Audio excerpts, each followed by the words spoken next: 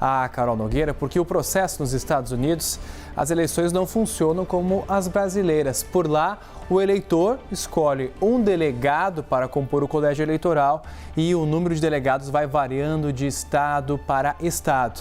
Né, Carol? Estamos nessa expectativa, como a gente mostrava antes com o Diego Pavão, para ver para quem vai cada um desses delegados que estão aí, né, disponibilizados pelos estados. E é interessante observar, claro, todo esse processo com as suas várias peculiaridades, Estevão, que está não só aqui nos Estados Unidos, não só o eleitor americano está observando tudo isso, mas o mundo. Aí no Brasil, Pedro destaca essa relação comercial Brasil-Estados Unidos. Daqui a pouquinho a Fernanda Manhota vai trazer para a gente também o olhar dela, acrescentando outro personagem nas relações comerciais, que é a China. Mas antes da conversa com a Fernanda Manhota, eu preparei uma reportagem justamente para trazer essas peculiaridades do processo eleitoral aqui nos Estados Unidos. Mais de 240 milhões de eleitores estão aptos a votar na próxima terça-feira para escolher quem vai comandar a Casa Branca pelos próximos 4 anos. É uma votação diferente da que acontece no Brasil. Para começar, na maioria dos estados, a votação é em cédula de papel.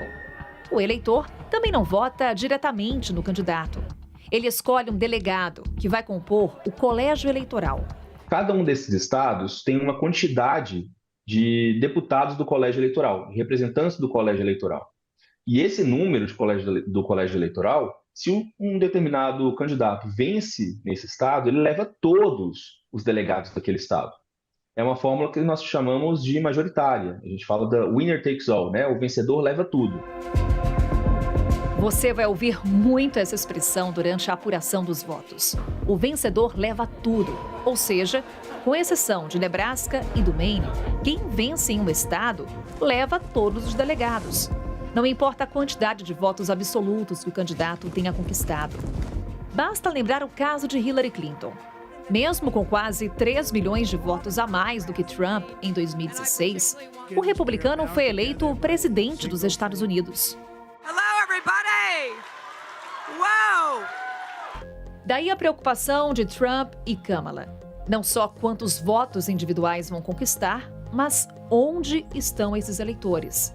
Cada estado tem um número de delegados, que varia conforme o tamanho da população. Vai de 3 delegados em estados como Montana até 54 na Califórnia. O vencedor só será anunciado ao somar 270 delegados, o equivalente a metade mais um do colégio eleitoral. As diferenças com a eleição no Brasil não param por aí. Aqui nos Estados Unidos tem eleitor que já votou. Foi possível enviar o voto pelo correio ou ir a urnas que foram abertas antecipadamente em alguns estados. Na Geórgia, mais de 300 mil pessoas compareceram no dia de abertura das urnas, em 15 de outubro. Foi um recorde, o dobro do registrado em 2020. E a ideia é estimular ainda mais a participação do americano no processo eleitoral, já que o voto não é obrigatório nos Estados Unidos. Como a terça-feira é um dia útil de trabalho, estender o período de votação evita um alto número de abstenções e diminui as filas nas sessões eleitorais na terça-feira. Se você é uma pessoa que trabalha, por exemplo, no emprego e que você não pode sair do seu emprego para sair para votar, isso é um impeditivo. E isso acontece principalmente com a população negra, a população latina, a população mais pobre dos Estados Unidos. Então, o que a gente percebe? Que, em termos gerais, uma população mais progressista, que talvez seja justamente dessas minorias, tem uma dificuldade maior de votar.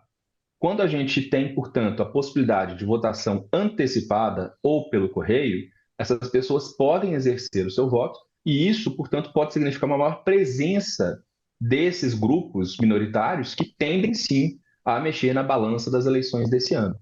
Outro estímulo vem dos próprios candidatos. Turn a free and fair election. In the hand of God leading me. Tanto Kamala quanto Trump apelam para que o americano não deixe de votar. Como essa eleição está muito acirrada, qualquer voto pode fazer a diferença para democratas ou republicanos levarem tudo.